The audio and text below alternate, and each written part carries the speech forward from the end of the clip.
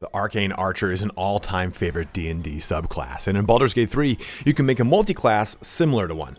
In this video today, I'm going to combine Ranger and Fighter to give you something akin to an Arcane Archer. This will be using the vanilla game without mods, but let me know in the comment section below if you'd like to see a build for this using the Arcane Archer mod. The only reason I didn't go with that is that it does require modding in other 5th edition spells, which in my opinion can mess with the balance of the game, as other spells have been modified to fit the digital format of Baldur's Gate 3. If this is your first time on my channel, the way I do things is by upfronting the knowledge of my videos. So with that being said, we'll be taking 5 levels into Ranger with the subclass of Hunter to give us a lot of fun tools. We'll pivot 3 levels into Fighter to pick up Battle Master for the maneuvers. In lieu of actual fun magic arrows and other stuff, the Battle Master gives us the sort of control that an Arcane Archer would otherwise have. Then we'll take the last 3 levels into Ranger to turn on the final Hunter capabilities and give us things like Lightning Arrow. This ensures us tons of range play, feats, and a bevy of ways to do damage while also controlling the battlefield. But that's the entire gist of this video. There's more nuance to certain feat selections here and there, but if that's all you wanted to know, please feel free to shut the video down. You can also navigate to any part of the video that interests you the most using the chapters in both the timeline in the description. If you are heading out and you found this video to be helpful, please don't forget to like, comment, and or subscribe. Each one of those things helps me in a huge way. I also have a massive BG3 playlist linked at the end of the video and below if you need help with any of those subjects. But for those sticking around, let's get started with my Arcane Archer build for Baldur's Gate 3. Loading into the game, let's talk about character creation. Now, of course, choose any race that makes sense for you and the playstyle that you have in mind. This is a single-player narrative game after all. My personal favorite race in D&D and for Rangers is the Drow, where I think we all know why. But some other real cool standout ones, of course, are going to be half-elves, because you can go ahead and jump into the half-elf Wood Elf or just a straight-up Wood Elf. I just like Wood Elves because they get that 5 extra movement speed. This helps you get into position a little bit easier, and in general, being an elf is quite nice because you get access to elven weapon proficiency for longsword, short bow, and longbow, which doesn't really matter for us, but dark vision, which is cool, Fey ancestry, and you are given a perception skill as well as stealth for the Wood Elf. For the Drow, they just get perception, but it's still my favorite pick. You can go with literally any other race. It's going to be just fine for this, since no race really benefits 100% from being at ranged compared to maybe, a half orc, which gets a ton of benefits from being up close and personal and using a melee weapon. So go with whatever fits you and the way you want to play the character. For class, of course, we're going to be going with Ranger. You're going to get cantrips like True Strike and our Natural Explorer.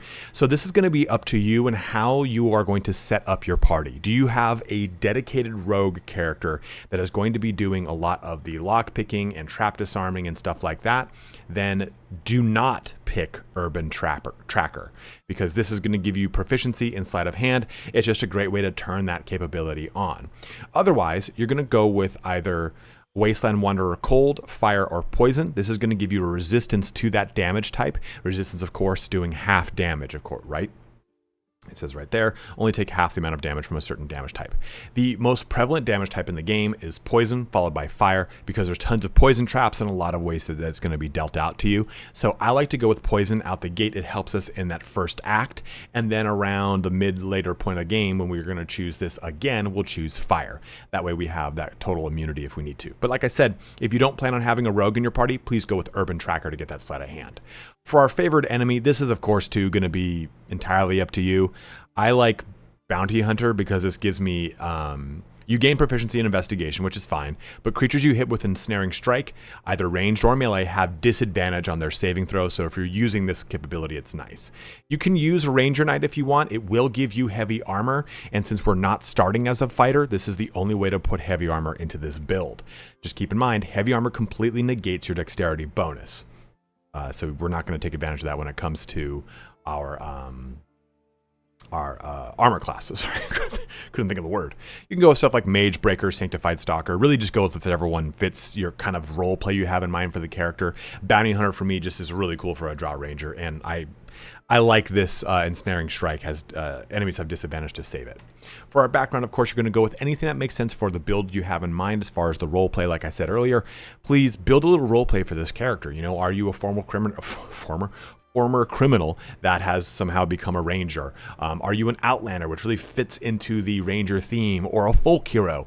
If you want to go with more of a min-maxy approach and not really worry too much about that, Guild Artisan is always my go-to, because it gives us insight and persuasion so that we can spend skills on other stuff. Both of those are so crucial to a lot of the conversational options in Baldur's Gate 3. And which brings us now to our skill options. Let's just go ahead and turn all these off. So out the gate, if we have Guild Artisan, we have Investigation, Insight, Perception, and Persuasion, which is nice. Like I said, this gives us a conversational skill to already have that unlocked. And this is also how I've done my Ranger. My main playthrough is a Ranger, so this fits. But stuff like Nature is going to be great. Animal Handling is okay, but if you don't use Speak with Animals, then you'll use Animal Handling to talk to creatures. If you have Speak with Animals, you'll just use Deception, Intimidation, and Persuasion. So it's going to be up to you. I personally think it's not a very useful skill, but don't let that stop you from that being the roleplay for your character. And Stealth, if you want to go with that, if you want to stealth around to maybe set up ambushes, whatever it is. This is not a Gloomstalker Ranger, so Stealth isn't as crucial, so go with whatever makes sense for you. For our ability scores, we're going to be focusing, of course, on Dexterity and Wisdom. That's where all of our damage is going to be coming from. So Dexterity, we're going to pump all the way over here to 16, which is going to increase that, well, put 15, then put the +1 there, that puts it to 16. Then we're going to put our Wisdom here to 15 as well. That is going to bring it all the way up to 17. This allows us to increase it with any items in the game that would give us a +1. That is going to bring us up to 18. Certain things that can happen in Act 1, like the Hag's Hair, are great ways to take advantage of that. Then we're going to put the rest of our points into Constitution to get us up to 14. And these final 2 points, we'll just put them into Charisma, assuming this is going to be your face character, meaning the character that is your main player and going to be doing all the conversating. This helps you in not having any penalty according to any of the conversational checks across Persuasion, Deception, or Intimidation. But that's our character. It's a pretty straightforward one, a very standard Ranger template, and we're going to use this to build off of further and try and jump into as many abilities to have some fun. Switching gears back to my Wood Elf so we can show off that max level, let's go through the progression here. So into level 2, we'll start to get some of our spells online, and for these spells, I like to go with stuff that's really going to help me out here, right? So I'm going to go with Ensnaring Strike, because we're that bounty hunter, right? So things have a disadvantage when it comes to saving against this. Keep in mind, it is a concentration ability, an action, and a bonus action, so it is very intensive. And I also like Hail of Thorns here. Hail of Thorns can be cast as a ranged or as a melee ability, but it's basically what's going to give us some sort of ranged arrow capability. And it's nice enough. The thorns deal weapon damage to the target and then explode. The explosion deals an additional 1 to 10 piercing damage. Also, enemies take half damage if they save against it, so it's a nice way to just guarantee damage. And of course, for our fighting style, we're going with archery to get a +2 bonus to ranged weapon attacks. You could go with 2-weapon fighting to help out with your armor class, or no, that's something else. That's the feat. Never mind. You're going with archery. And the next one here into level 3. We're going to choose more spells. Remember, you can only swap your spells at the level here for the Ranger. So at this point, I like Hunter's Mark. I think it's quite good. The reason I like it here is it's going to give us just additional damage every time we hit something. It is a bonus action, which is nice, but it is a concentration ability. So you'll have to choose between Hunter's Mark or Ensnaring Strike when it comes to trying to take advantage of that. It also is worth noting, too, that Longstrider is a great ability to have on a Ranger, but since we're trying to have more of a spellcasty style of Ranger, I'm not going to go with this, maybe for some time if I do at all. And our subclass is, of course, going to be the Hunter, which gives us access to Hunter's Prey. So we've got 3 capabilities here. We've got Colossus Slayer. Once per turn, your weapon attacks deal an extra 1d8 damage if the target is below its hit point max, which is going to be almost all the time. So I like to choose that one. Giant Killer is basically anything that's large or bigger. You can use a reaction to attack it with melee. That's not as crazy for us. Horde Breaker is cool here. You target 2 creatures standing close to each other, attacking them in quick succession. That's a nice one. I like it because it kind of fits this really cool ability that you can have, but I think Colossus Slayer is just too good to pass up. So that's how we're going with level 3. Into level 4 with Ranger, we're going to be choosing the ability to replace the spells if we want. You'd swap any of those out right now, but the only thing we're really going to be doing it for is choose our feat. So let's talk about that. So when it comes to our feat selection, the two things that we're really going to be focusing on, of course, are going to be, not crossbow expert, where is it? It's one with your sharpshooter. There we go. Your ranged weapon attacks do not receive penalties from high ground rules, which is huge and important. And ranged weapon attacks with weapons you are proficient with have a -5 penalty to their attack roll, but deal an additional 10. You can toggle this on or off. That's going to be our first option. And then we're eventually going to go with ability improvement and put it into dexterity so that we have a ton more dex. Other things you can go with here are dual wielder for that armor class bonus. You can go with magic initiate, say like maybe druid, to play a little bit with some of the arcane synergy and arcane acuity things that need to key off of cantrip damage. I don't want to do that. I want to just go very straightforward. Another real good one too is martial adept, to add more maneuvers into this, but I'd rather again just go with more dexterity and sharpshooter since I'm not going crossbows in this build deliberately. Crossbows arguably are the better option because you just have such good hand crossbows to take advantage of. I don't like using hand crossbows very much. They just feel so damn good that it's like, I'm trivializing the game as the character. So I like sharpshooter, and then we're going to go with ability improvement later down the line. Moving into level 5, we'll be picking up our, semi-last level into Ranger here. Just going to turn on extra attack, absolutely crucial here. That's going to give us a power spike. We're going to be able to shoot multiple times per turn. It's going to be very, very nice. Now, the go-to is going to be spike growth, which is just such a good spell here. And outside of that, you can jump into some other ones. But really, if you want to, you can replace them right here and maybe, maybe I've stopped using Ensnaring Strike, which, to be honest, that's probably the better way to go since we are now going to be using spike growth, and spike growth is a concentration ability. It's the superior concentration ability. So this is a time where I could go with something like Speak with Animals if I didn't want to use the potions or didn't want to have that on anyone else, because this is a ritual spell. It does not actually take a spell slot and it lasts until long rest. Another good option here is Long Strider because this also is a ritual spell, so it doesn't take up a spell slot and it will last until long rest. So I'll just go Speak with Animals because I like animals.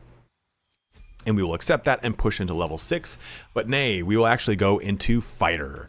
And this gives us another fighting style. I'm just going to go with Defense. This allows us to get an additional +1 to our armor class. If you want to really worry about your melee damage, I'm not thinking of that as much. I'm trying to think of this character as a mobile platform that tries to push away from combat. But if you want, 2-weapon fighting here is going to allow you to actually do some presentable damage with your dual wielding weapons, which is the focus I've gone with this build. So if you want a real cool way to kind of spice this up and have it be a little bit of both, please go with 2-weapon fighting so you feel like maybe you can do more things in a certain round if things have just kind of collapsed on you too quickly. We'll move into level 2 for Fighter, which is going to give us Action Surge, which is just a great way to get additional action economy online.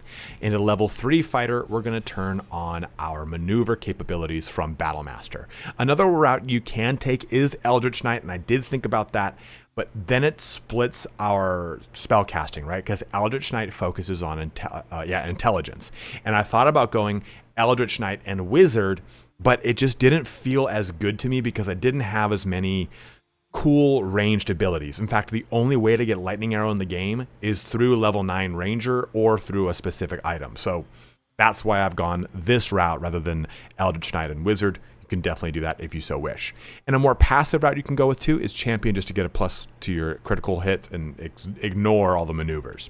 But Battlemaster is the way to go. I mean, in fact, my actual main Ranger that I play, so this character, but before I spice it into all these different ways of playing, it's a 9 Beastmaster, 3 Battlemaster Ranger. So you get just so much capabilities with maneuvers that really turn on a lot of fun stuff. So we're going to use Menacing Attack here because it can be a ranged ability to frighten things. They'll have disadvantage on ability checks and attack rolls, of course. Then we're going to go with Trip Attack because, again, we can do this range and knock things prone, and Disarming Attack. Another one you could definitely go with is Precision Attack. I just wanted to think of as many ways to manipulate the battlefield in the way that an Arcane Archer can. Precision Attack is more of a straight up damage ability, and I just wanted ways to trip things, fear things, disarm things, so that's why I've gone with these capabilities. Other good ones though are Pushing Attack to actually displace things, move them off of cliffs, stuff like that. There's a lot of really fun capabilities that you can go with here, and almost all of them can be dipped into with range capabilities. So have some fun with this. And then we're pushing into Ranger now again to get level 6, which is going to give us Favored Enemy again. Again, just choose whatever one fits for you. None of them are particularly good, to be totally honest with you. But Natural Explorer, we're going to go with Fire if we went with Poison before. If we went with Urban Tracker to begin with, we would go with Poison or Fire, whichever you think is going to be more pertinent to you in the game. If you get it, if you went with Urban Tracker, I think Fire by this point in the game is probably better than Poison because you're through the majority of the poison traps by the time you're at level 9. But both can't hurt. Moving into level 10, to cumulative level 10, but level 7 on Ranger, we get a new spell slot. And again, just have fun with choosing something that fits here. Long Strider is going to work here just fine if you want to go with that. That way we've got Long Strider and Speak with Animals open. But our other hunter capability is defensive tactics. So I went with multi-attack defense. When an enemy attacks you, they have a -4 penalty to additional attack rolls against you until the start of their next turn. By the time you get this at level 10, you're going to start dealing with enemies that are going to have multi-attack, or you're going to start dealing with some scary bosses that will do big scary damage to you. So being able to mitigate that is very nice. Steel Will, though, is also very good because you have advantage on saving throws against being frightened, but keep in mind, advantage on a saving throw against being frightened, a frightened roll is a will save. And it is going to be easy for us to do that since we have such a high amount of will already, and we have lots of ways to impose advantage on wisdom checks, which frighten is. Lastly, there's Escape the Horde. Opportunity attacks against you have disadvantage. This is cool to kind of keep that mobility, but I'd rather just have the raw defensive capability of multi-attack defense. We're pushing now into level 8 for our Ranger. This is going to give us another feat. For us, it's going to be ability improvement to bring us up to 18. When we jump back into the game, I'm at a certain point where I've unlocked something. My dexterity will say 20. So if you see that, and you're like, why the hell does he have 2 extra dex? That is why. So that is pretty straightforward there. But we also get Land Stride, so we can actually navigate difficult terrain and it won't slow us down, which is just absolutely juicy. And our last level into Ranger gives us the only spell that's worth getting to level 9 Ranger with, which is Lightning Arrow. But at this point, we have 2 level 3 spell slots. And I like to change this, Hail of Thorns, because it's not really good anymore. And I like to pick up Conjure Barrage, because now it's not going to cost us so much. And channel your weapon's essence into a destructive widespread volley, and they still take half damage.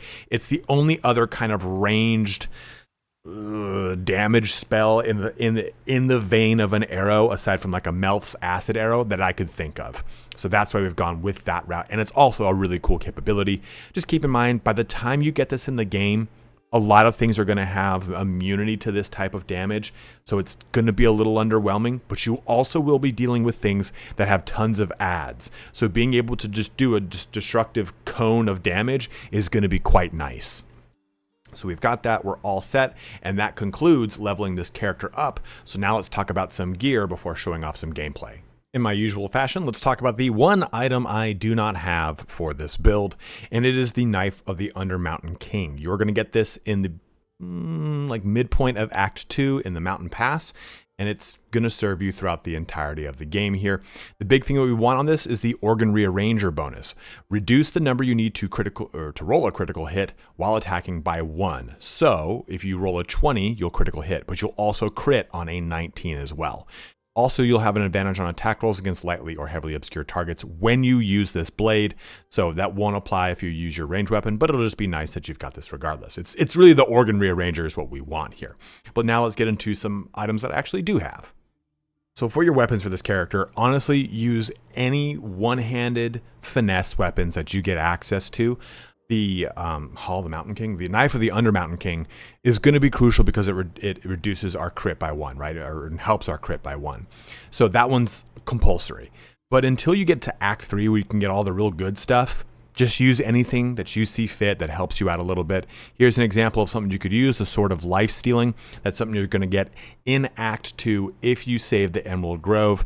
On a critical hit, the target takes an extra 10 necrotic damage. This applies if you use your ranged weapon, which is pretty cool.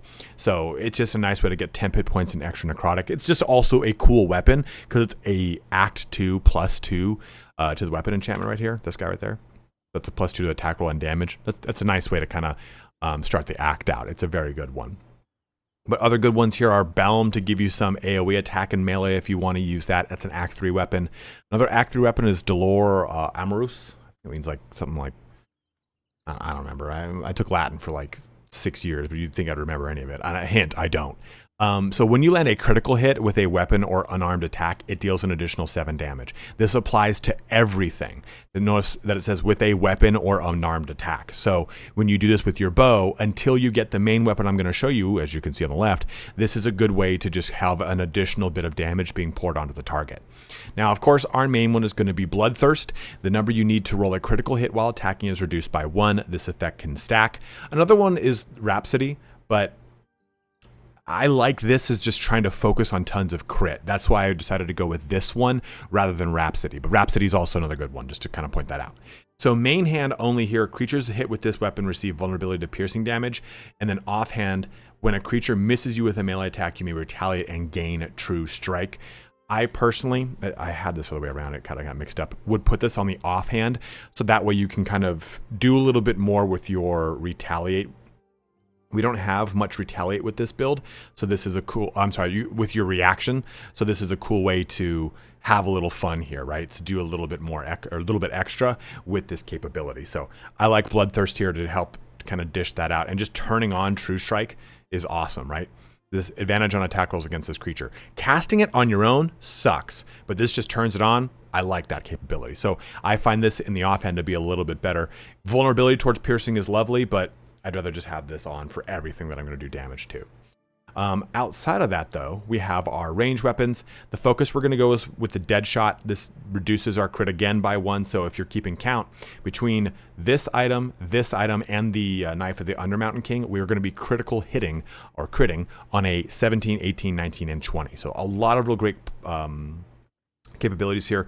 The wielder doubles their proficiency bonus when rolling range attacks with this weapon unless they have disadvantage. So you're just going to get a ton of damage, right? Wielder doubles their proficiency bonus when rolling range attacks. So at the point that you get this, it's a +8. That's absolutely huge. Other good range weapons, though, are the Dark Fire Shortbow that you'll get in Act 2 from Damon if you kept him alive. This gives you haste, resistance to fire, and cold damage. It's a +2 weapon damage bow. Bane, it's a crossbow that you'll get access to. That's a good one. Pretty much any bow that you find is going to be just fine until you get to this bad boy. And then it's just going to take over. Other good ones, though, just to kind of shout it out, is Gaunter Mail. It is nice because on a hit, possibly inflicting Guiding Bolt. And that's great because the next attack roll made against this creature has advantage. So it's just cool to have additional damage with this character, or with this weapon. It's also a +3, which is, I'm going to show you how we're going to fix that on the dead shot. And it gives you Celestial Haste, which is a haste that lasts for 5 turns, and it doesn't exhaust you at the end. Always really good and crucial.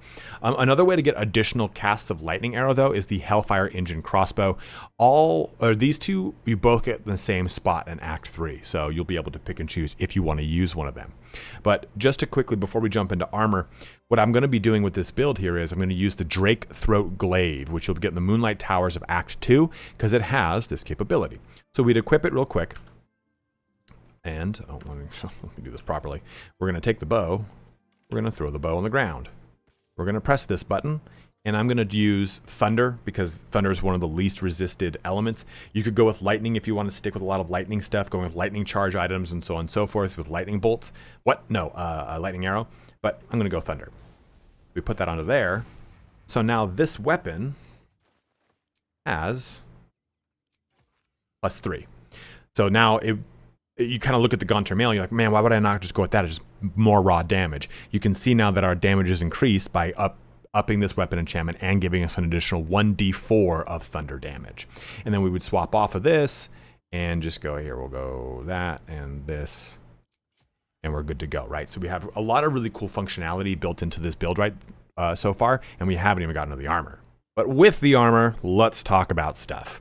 I have this set up right now because it looks really cool for the video, but the best in slot item is probably going to be Ceravoc's Horn Helmet. It's a medium armor. We are a ranger. We can take advantage of that. This is going to give us dark vision, which is not cool and all, but you need to the number you need to roll a critical hit while attacking is reduced by 1. So now we crit on a 16, 17, 18, 19, or 20 without any stipulations. We're going to start to have stipulations here soon.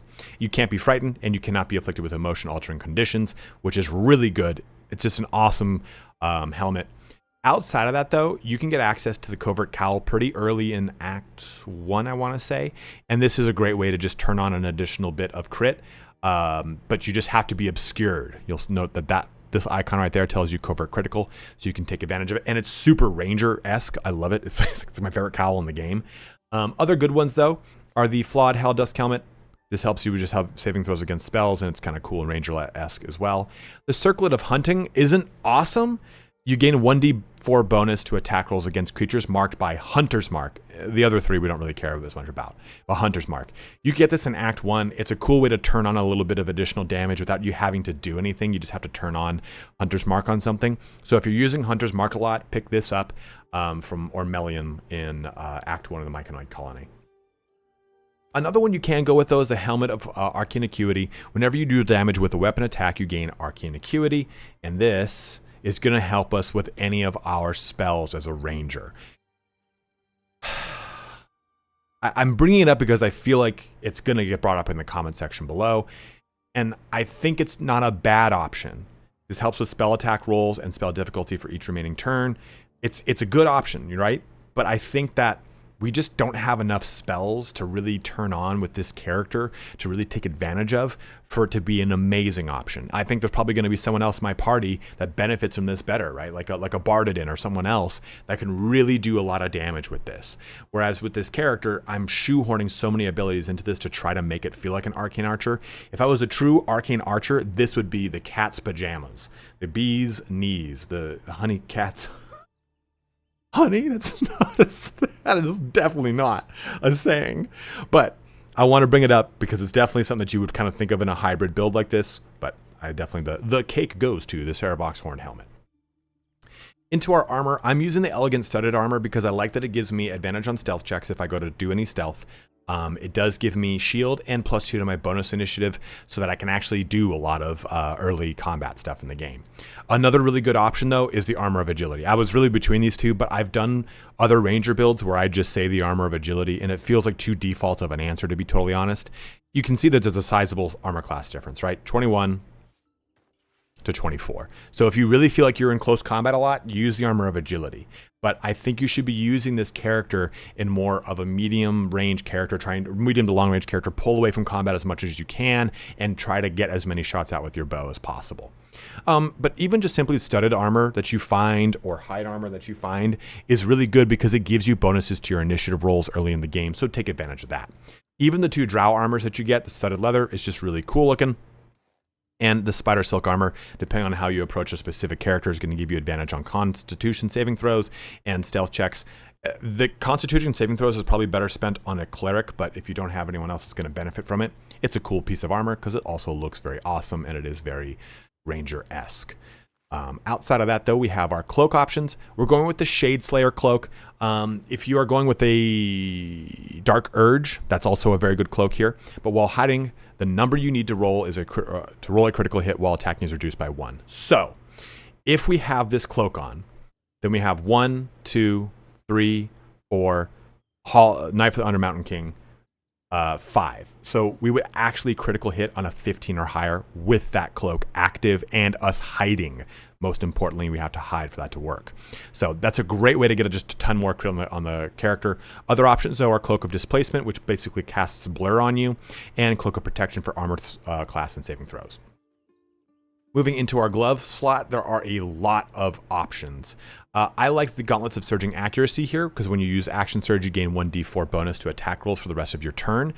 The trick is you use your Action Surge first. So I would say use these on really, beefy fights. Otherwise, I think that the Gauntlets of the War Master are a better bet because targets have disadvantage on saving throws against your maneuver and weapon actions. So that's really cool here. So you can take advantage of stuff like Hamstring Shot. This is a weapon action. They have a disadvantage on saving against that, both ranged and melee. So if you go ahead and use Piercing Strike or anything like that for your melee weapon actions, they'll also have disadvantage. So I think that this also kind of plays into the character's capabilities a little bit more, but this just gives you raw damage output. Other fun ones, though, are stuff like the Gloves of the Battle Mage. When a weapon attack roll inflicts a condition, the wielder gains Arcane Acuity. So this is a good way to get Arcane Acuity in a reliable way for the build.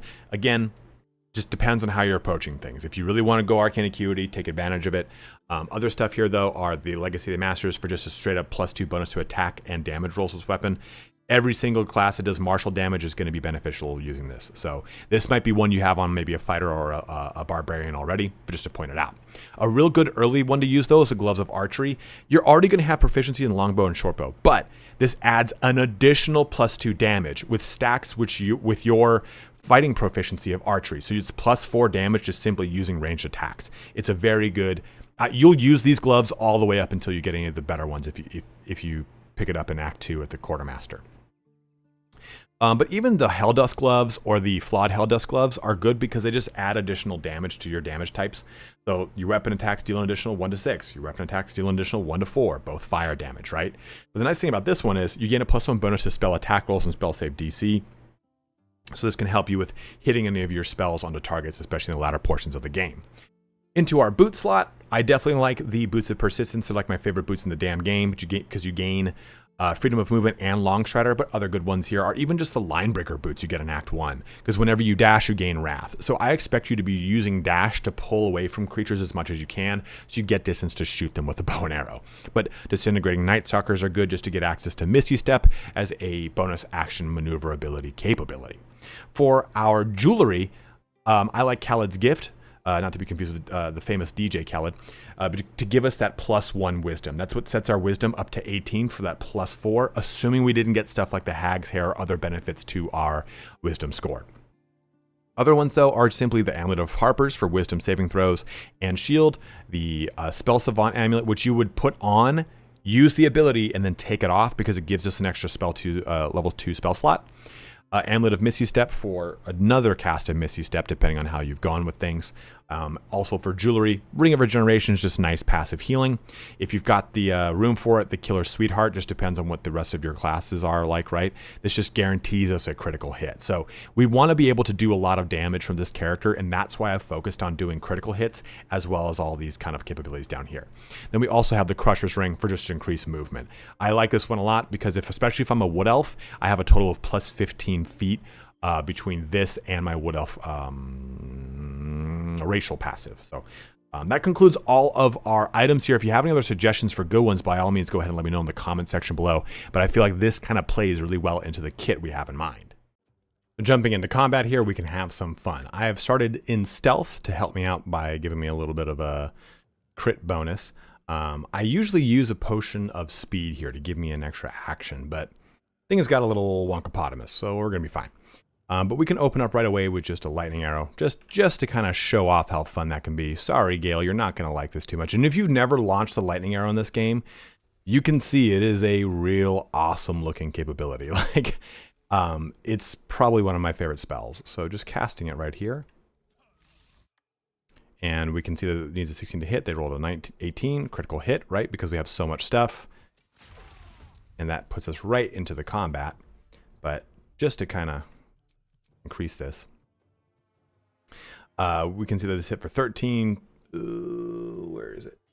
Okay, they were hit for 9, for 8 right there, unfortunately, but we have 13 and 17 damage coming off here from that lightning arrow. So a lot of fun stuff right in that. And we can go ahead and use our action surge, kind of buff up some other stuff. And this is a cool time to use Brace if you've never used this. For the rest of your turn, roll range damage twice and use the highest result. So basically you get an advantage on the damage you're going to do from range, which is super cool. So we can go ahead and use that because we haven't moved. We'll have plenty of time to do stuff. And we can also jump into any of these things, like Disarming Strike here. And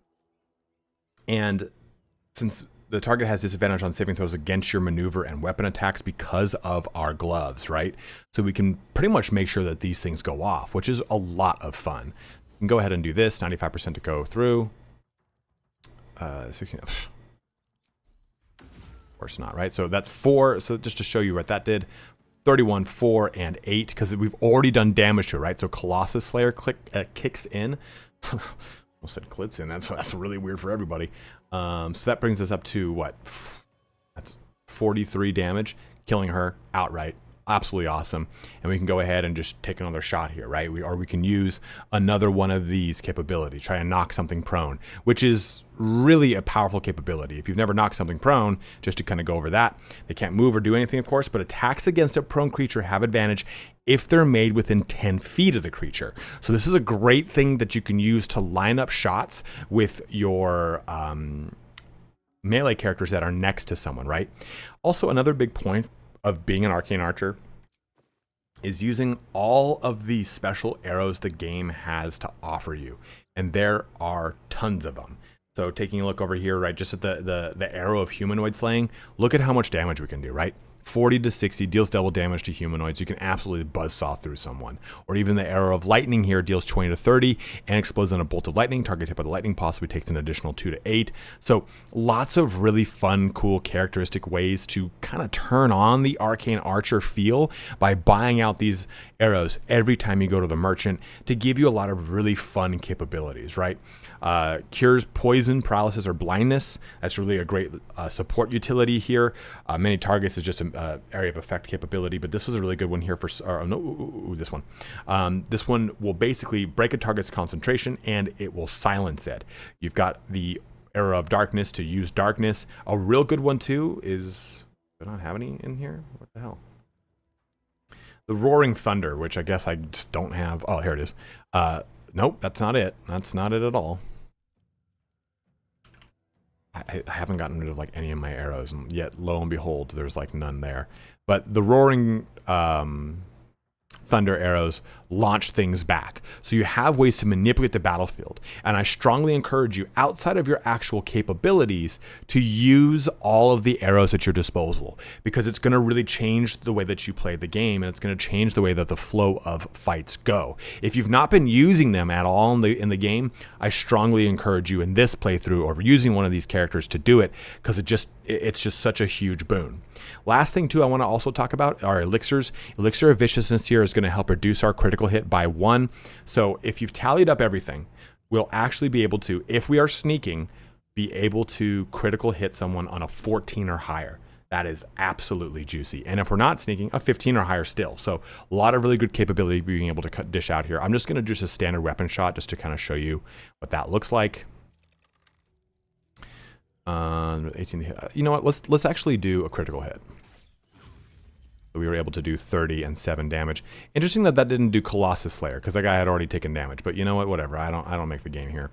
And of course, you have the capability too to do Hunter's Mark, stuff like this. We could have used this to open up the fight. We could have used Conjure Barrage, right, to open up the fight. Lots of different ways, just to show you what this does from a range perspective. 2d8 plus 1d8 plus 18 plus 1d4. A lot of real cool damage capability coming from that. And of course, good old Spike Growth, which does fall off in its usefulness towards the latter portions of the game. But if we're in close combat, we can also just offhand attack someone.